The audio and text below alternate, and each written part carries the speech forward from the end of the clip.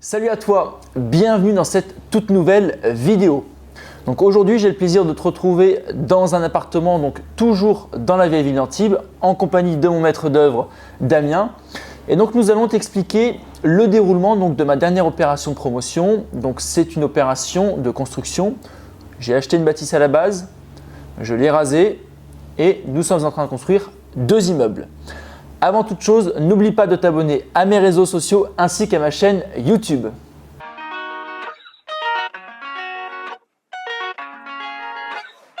Il faut faire très attention.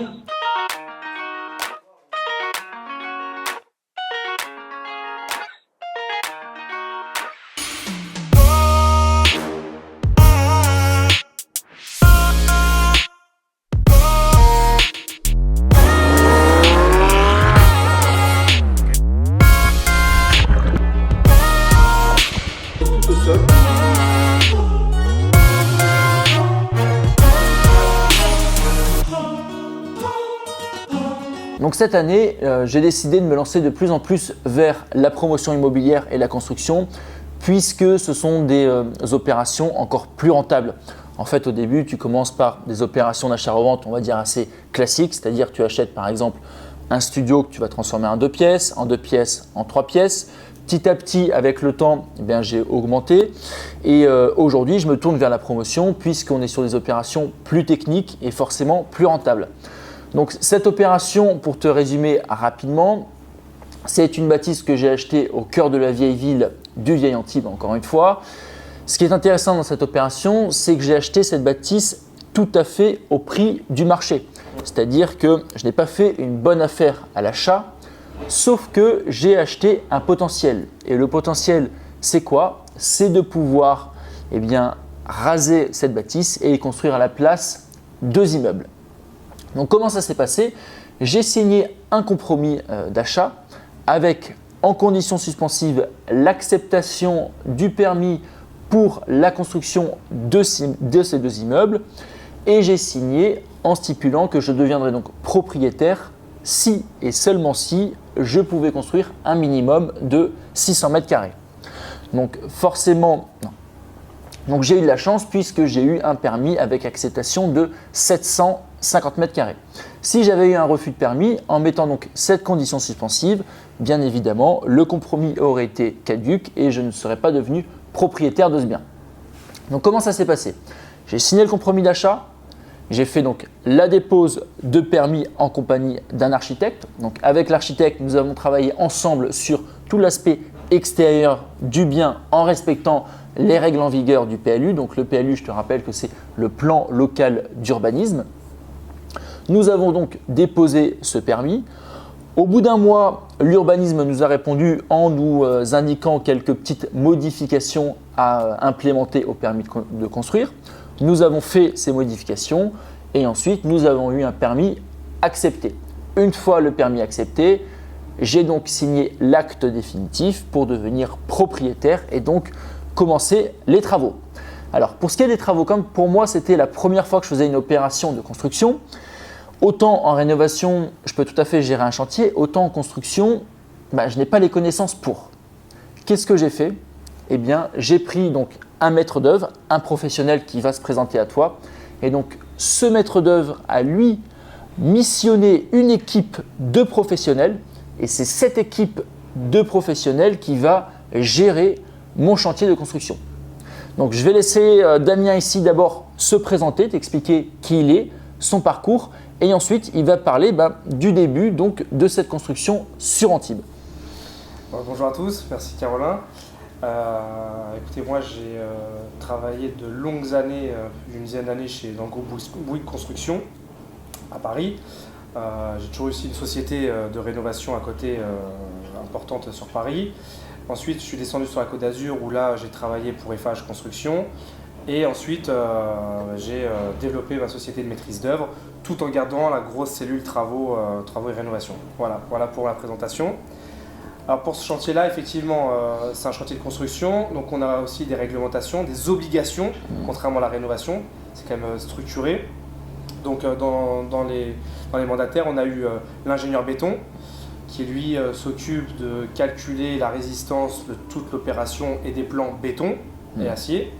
Ensuite, c'est-à-dire que, pour te couper, en fait, quand tu fais des plans avec ton architecte, tu vas faire les plans, on va dire, plus extérieurs et esthétiques. Et ensuite, ces plans, il faut les faire valider par un ingénieur béton qui, lui, va même corriger l'architecte en disant bah, tiens, non, ici, on ne peut pas mettre une poutre à tel endroit, il faut la mettre à tel endroit. C'est-à-dire que les deux vont travailler ensemble pour que ton bâtiment soit validé par l'urbanisme, mais soit aussi validé structurellement. Voilà, pour qu'il soit conforme à la résistance même du Exactement. bâtiment, qu'il n'y ait aucun risque pour le bâtiment.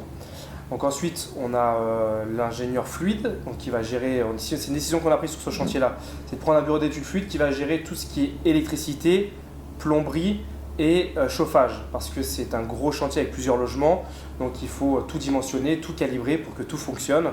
Voilà, et que après, moi, je coordonne tous ces éléments-là pour qu'on ait des plans d'exécution. En fait, c'est comme tu dis, on passe du plan archi où on a le plan d'aménagement et les extérieurs, et ensuite on fait un plan d'exécution pour que nos entreprises ensuite construisent conformément à ce qu'on leur demande. Ok, donc en fait, pour te résumer, on a le plan de l'architecte. Ensuite, on a un ingénieur béton qui nous donne des plans structurels. Ensuite, pour aller plus loin, pour nous aider, nous personnellement, on a pris un ingénieur des fluides qui, lui, va indiquer sur les plans, bah, tiens, on va faire passer les colonnes d'évacuation à tel endroit. Pour l'électricité, pour l'éclairage, on va dire qu'il faut tant de spots, par exemple, sur telle surface. On va mettre tant de prises dans telle surface. Et tout ça, c'est en respectant les normes qu'on appelle RT 2012 et maintenant on va passer à la RT 2020 qui nous donne obligatoirement un nombre de prises à poser dans une pièce, un nombre d'éclairages à avoir dans chaque pièce, ensuite des distances à respecter. Par exemple, dans une salle de bain, on doit mettre une prise au-delà de, par exemple, 1 mètre d'un point d'eau. Donc tout ça, c'est des normes. Personnellement, je ne les connais pas sur le bout des doigts. Je pense que Damien non plus ne les connaît pas forcément sur le bout des doigts. Et donc, nous avons fait appel à un ingénieur des fluides qui, lui, les connaît parfaitement et qui, en plus, implique sa responsabilité. Exactement. Et en plus, en parallèle, et ça on en reviendra je pense plus tard dans les vidéos, c'est que de ce schéma-là, on en sort un CCTP, donc un cahier des clauses, un DPGF, donc un quantitatif, de ce qu'on veut chiffrer aux entreprises. Comme ça cadre les choses et on pourra vraiment comparer également chaque entreprise. Alors que si on prend l'opportunité, que ce soit un artisan ou moi-même, à travailler au fur et à mesure, déjà on va perdre du temps. Et de deux, on ne contrôlera jamais ce que l'un a chiffré ou l'autre. Et ça, c'est important d'avoir ce squelette pour que ce soit un tronc commun pour tout le monde et que tout le monde répond à la même chose. Et du coup, on pourra comparer exactement ligne par ligne telle ou telle entreprise qui a chiffré. Ok, en fait, ce que Damien explique, c'est qu'une fois que nous avons les plans et une fois que nous avons fait venir l'ingénieur béton, l'ingénieur des fluides, on va avoir un nombre de matériaux précis à acheter. C'est-à-dire que, en prenant un exemple très simple, l'ingénieur des fluides va nous dire il vous faut 3 spots pour telle pièce. Ok, quand on va consulter les entreprises, on va avoir la quantité exacte de spots à mettre. On va avoir la quantité exacte de tous les matériaux. On aura un détail de toute cette quantité. Et donc, quand on va demander un chiffrage aux différents artisans, ils chiffreront exactement la même quantité et le même produit. C'est-à-dire que lorsqu'on va lancer les devis aux différentes entreprises, on aura les plans. Sur les plans, on aura le nombre de matériaux ainsi que quels matériaux nous allons utiliser. Donc, en plus de l'ingénieur béton, l'ingénieur des fluides, qui nous avons fait venir? Un bureau de contrôle qui est obligatoire. Quel est son rôle? Alors son rôle, lui, il va être justement, en fait, il a un rôle, il a un double rôle. Il a un rôle sur une construction comme ça, en termes de garantie, on est sur une dommage d'ouvrage en tant que maître d'ouvrage, en tant que client toi. Tu as la responsabilité de l'ouvrage pour avoir une conformité à la fin de l'ouvrage. Et lui, justement, va contrôler que tout soit OK dans les normes et les règles en vigueur, en plus de moi, en plus du bureau d'études qui est sachant et du bureau d'études fluide. Et c'est vraiment encore un double contrôle pour contrôler que tout soit conforme. D'accord. On n'ait pas de problème de conformité. Ok, alors pour résumer, en fait, un bureau de contrôle, c'est un petit peu le gendarme des ingénieurs. C'est un peu ça. Ils vérifient que leur travail soit bon et due forme pour protéger, premièrement, le client, c'est-à-dire moi, et pour protéger par la suite les futurs acquéreurs. Tout à fait. Ensuite, sur ce chantier-là, parce qu'il est important, c'est quand même un gros chantier, on a le bureau SPS, donc c'est le contrôle sécurité sur le chantier.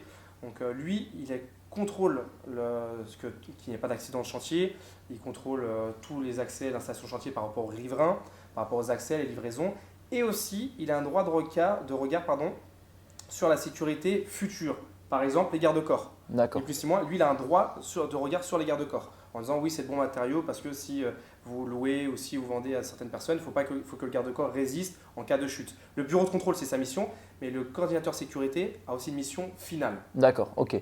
Donc le coordinateur SPS, lui, il s'occupe de la sécurité du chantier tout simplement, Voilà. qu'il n'y ait pas un accident, qu'il n'y ait pas un artisan qui tombe, qui s'électrocute, ou qu'il n'y ait pas un riverain qui se prenne la grue sur la tête par exemple. Voilà, c'est vraiment, lui, c'est la sécurité du chantier. Donc ça, c'est notre équipe. Oui.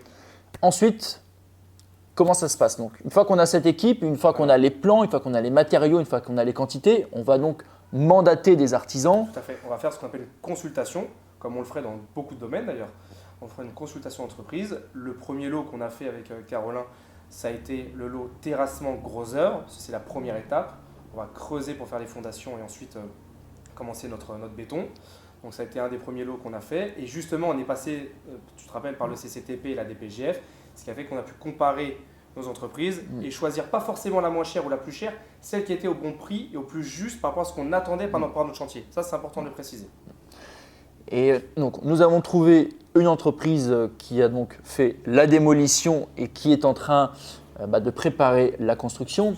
D'ailleurs, juste après, je te ferai un petit tour du chantier actuel. Alors pour l'instant, il n'y a plus grand-chose puisque tout a été démoli.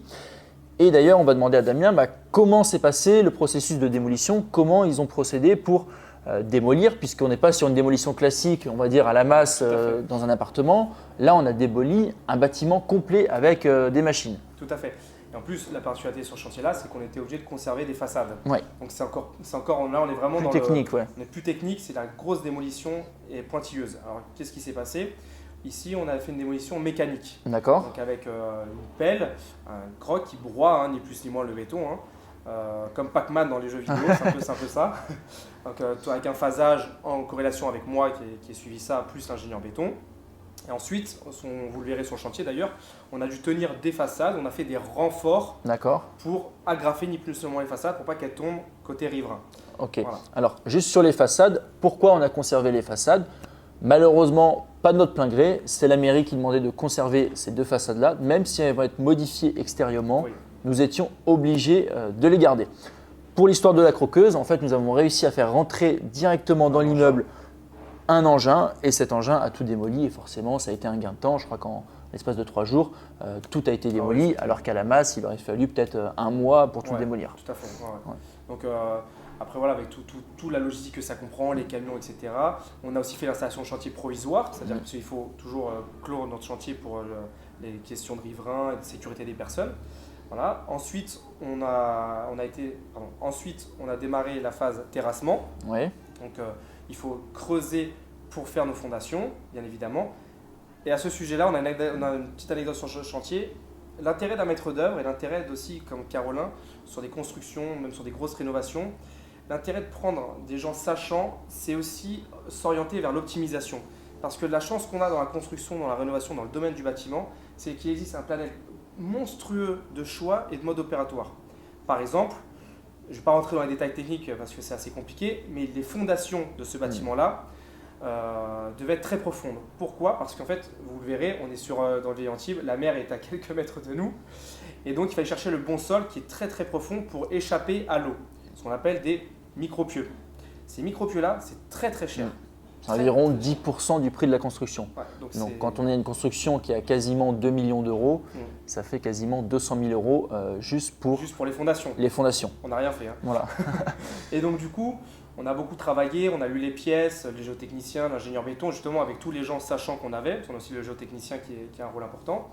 Et on a fait la proposition, Caroline et moi-même on a beaucoup discuté, on a fait la proposition de passer en radier. Alors le radier, qu'est-ce que c'est? On vous l'expliquera tout à l'heure. C'est ni plus ni moins qu'une dalle béton, c'est-à-dire que c'est du ferraillage et du béton. Et en fait, on répartit les charges comme un radeau en fait. On répartit les charges sur un plan carré. Donc ce qui fait qu'on a une assise plus confortable et toutes les charges du bâtiment descendent sur ce radier-là. Ce phénomène-là, on l'utilise beaucoup quand on a de l'eau et quand on veut justement s'affranchir des micropieux. Ce n'est pas toujours le cas, nous on a pu le faire. et je pense qu'on en est content pour plusieurs points. En termes de logistique, parce que les micropieux, c'est des grosses machines. Là, on a fait ni plus ni moins, on va vous montrer les engins après sur le chantier. Il y a une pelle mécanique, ensuite un pompage béton. Et en plus, ça coûte 3,5% du montant total du chantier. Donc en gros, on a économisé quasiment 7,5%. On a quand même économisé 7,5% sur le chantier. Voilà, ce qui est intéressant là-dessus, c'est que moi, par exemple, ça, en tant que marchand de biens, je ne connaissais strictement rien. Je ne savais pas ce que c'était des micropieux, je ne savais pas ce que c'était un radier. Et eh bien, en mandatant un professionnel, donc que je paye bien évidemment, eh bien, ce professionnel me fait moi économiser premièrement du temps, deuxièmement beaucoup d'argent, puisque rien que sur ce poste-là, j'ai économisé eh bien, 7,5% du prix total de la construction. Donc c'est pour ça que c'est primordial pour de la promotion immobilière, de la construction ou de la très grosse rénovation de bien s'entourer, de prendre des professionnels et de discuter avec eux pour pas forcément toujours négocier les prix, mais essayer de trouver les solutions pour avoir la meilleure réponse et cette réponse au bon prix. Tout à fait, au bon prix, c'est ça qui est important. Ok, super. Ensuite, donc là actuellement, après on fera le tour du chantier. Qu'est-ce qui se passe actuellement sur le chantier? Là, je vais vous montrer d'ailleurs juste après, ils sont en train de bosser. Qu'est-ce qui se passe? On est en train de préparer le radier, ça y est. D'accord, ok. Donc on prépare les fondations pour commencer notre bâtiment. Donc ça, c'est l'étape qu'on va montrer. Derrière, avant cette étape-là, on intègre la grue dans le radier. Vous verrez, le chantier est assez confiné et les abords, on ne peut pas s'installer à l'extérieur. Donc on met notre grue à l'intérieur du bâtiment et on la met dans la cage d'ascenseur pour pas qu'il y ait de dégâts dès qu'on retire la grue à casser ou refaire du béton. D'accord. C'est l'optimisation. Donc la grue, on est d'accord qu'on la fait monter directement à partir de l'immeuble, à l'intérieur. Ouais, en fait, d'accord. Tout à fait. Ok. La grue sera dans le chantier. Dans le chantier. Ce qui est assez peu commun. D'accord. Donc la prochaine étape, c'est le montage de grue. Et D'accord. ensuite, on démarrera le gros œuvre. Et en parallèle, nous, on continue la conception, c'est-à-dire les plans intérieurs, les consultations des autres lots, toutes les études qu'on fait en ce moment. D'ailleurs, je te montrerai les plans intérieurs 3D et puis tu me donneras ton avis en commentaire sur YouTube.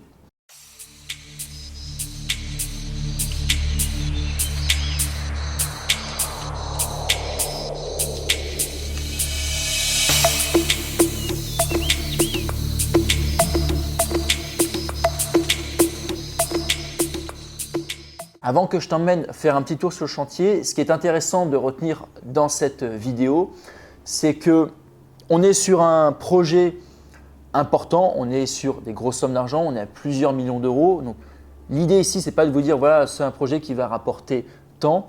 L'idée, c'est simplement de vous motiver à vous aussi vous lancer dans des projets plus importants, à vous dépasser et en vous montrant simplement que si aujourd'hui vous ne savez pas, vous avez accès à des connaissances et dans tous les cas, la meilleure chose à faire est de vous entourer de professionnels et cette équipe de professionnels va gérer votre projet à votre place. Vous simplement, vous devez vous protéger lors du compromis en mettant bien les bonnes conditions si possible. Vous devez faire vos calculs, avoir vos devis et si l'opération est viable, eh bien, il faut se lancer, il faut passer le pas. C'est comme ça que vous apprendrez. Il ne faut pas avoir peur de faire des erreurs. Des erreurs, vous en ferez dans tous les cas, mais vous apprendrez énormément et vous gagnerez de l'argent. On se retrouve tout de suite. Nous sommes maintenant sur le chantier. Donc, c'est cette bâtisse. Une bâtisse qui faisait à la base 250 mètres carrés que nous avons rasé. Nous allons construire donc 2 immeubles de 750 mètres carrés, 9 logements, 2 locaux commerciaux. Nous allons revendre 3 logements et garder les 6 autres en investissement locatif. Donc, je t'emmène faire la petite visite du chantier.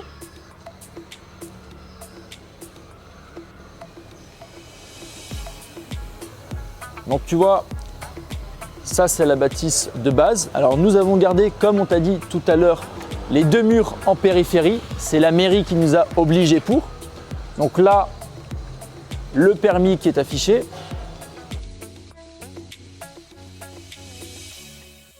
Et là, je vais laisser la parole à Damien qui va vous expliquer un petit peu l'état actuel du chantier.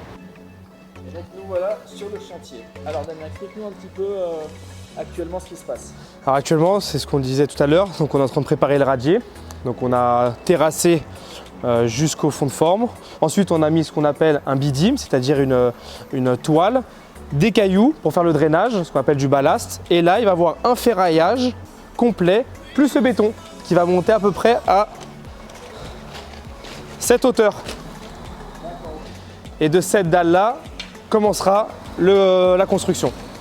Ensuite, par rapport à la démolition, donc on voit très bien les fers là, qui contreventent la façade. On a tout cassé à l'intérieur, on voit encore les niveaux de plancher juste au-dessus là. On a coupé le toit et on a tenu ces façades-là.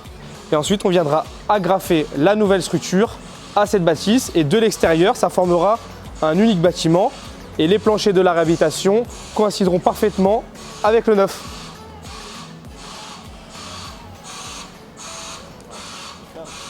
J'espère que cette visite chantier t'a plu, j'espère que cette vidéo t'a aidé et t'a motivé à toi aussi te lancer dans des projets plus importants. Dans tous les cas, je pense que tous les mois, je te ferai un petit point chantier où je t'expliquerai tout ce qu'on a fait. Comme ça, tu auras un vrai suivi du chantier quasiment en temps réel.